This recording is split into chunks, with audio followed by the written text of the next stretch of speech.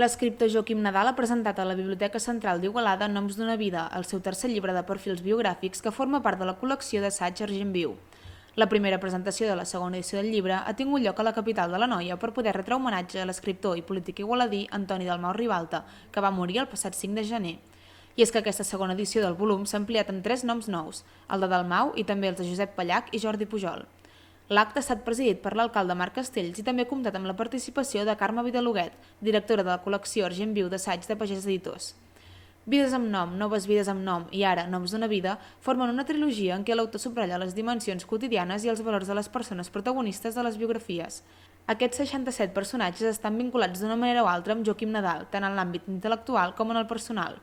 Algunes de les biografies que podem trobar a l'edició ampliada de Noms d'una vida són la dels seus pares, Pablo Picasso o Josep Tarradellas. Totes les històries d'aquest darrer llibre estan escrites amb una gran emotivitat i una sensibilitat a flor de pell en l'aproximació de les persones que han format part de la vida de l'autor.